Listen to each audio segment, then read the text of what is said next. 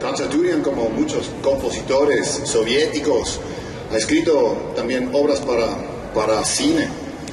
Entonces ahora nos vamos a mantener un poco en este campo. Vamos a tocar una obra que es música de película.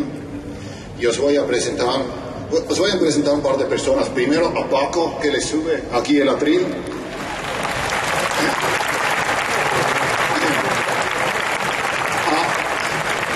A Álvaro.